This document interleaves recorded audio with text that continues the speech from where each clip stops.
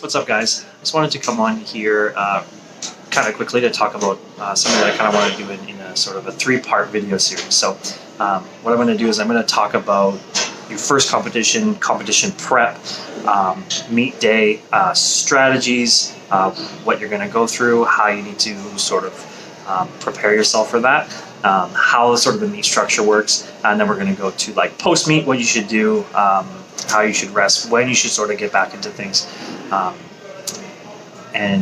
So what we're going to do, we're going to start with part number one. So first thing we're going to talk about is leading up to a meet, especially your first one. So I kind of want to talk about this for more sort of beginners and people who are just kind of thinking about doing a powerlifting meet and just kind of want to know what to expect. So first thing is going to be the training leading up to that. So the first thing is going to be the cycle that you do leading up to that. So generally what we do is we do something called a peaking cycle. So peaking cycle is a cycle to optimize performance right on a particular day. So making sure that we're leading up, watching, the intensity that we're using, watching the volume, sort of making sure we have a nice good balance to have performance be optimal on a very specific day, that i.e. Meet day. So the first thing you're going to do is you're going to go through a peaking cycle. So generally it sort of depends on the level of the sort of experience that you have with powerlifting, whether you've done a few meets or not.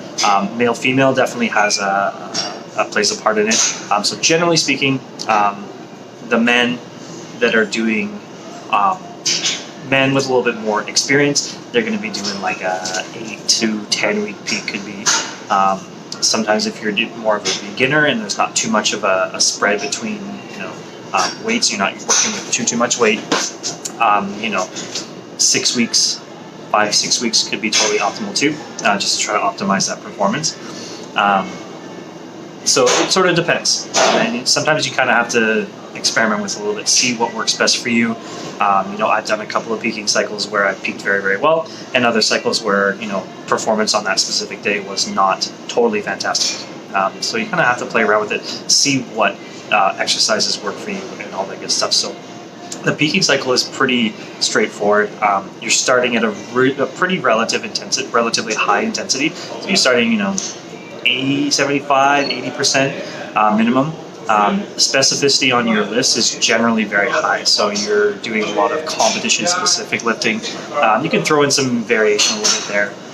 Accessory volume and load, generally a little bit lower. If there's stuff that you kind of still want to work on, you can plop it in there. But as you get closer to that meet day, when you're really trying to optimize that performance at the end of your peak, you want to try to sort of take that sort of fluff out. You want to take out the accessories that are maybe going to slow down or affect the performance on that meet day. So you can do some accessory work to start, but obviously just being careful with it. And then as you get closer to the meet day, you want to sort of try to phase that stuff out and get really specific into those meet stuff as this sort of intensity grows into your peak and peak day.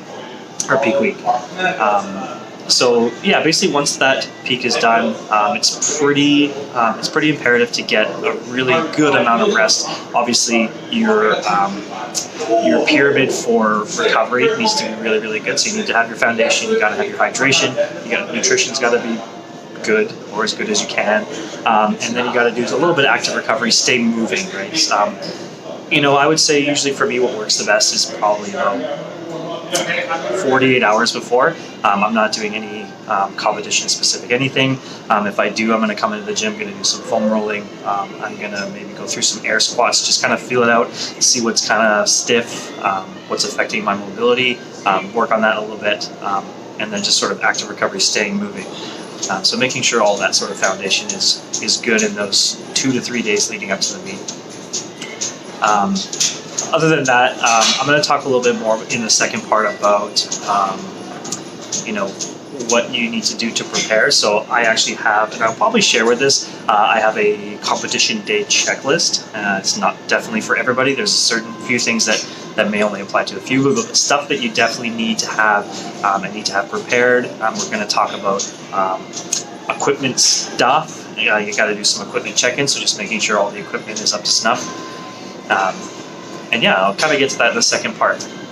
But for the leading up to the meet, I think I pretty much covered about everything I kind of wanted to talk to. It's pretty pretty straightforward.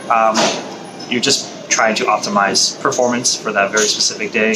You know, keeping specificity on the lifts nice and high, and just trying to really make sure that the body's ready for that day.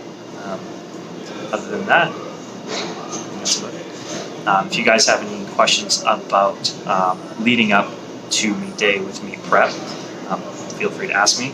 I'm going to get to a little bit more in part 2, just about, we'll talk about the equipment, we'll talk about meet day, the structure, and all that good stuff. So thank you guys for watching. Take care.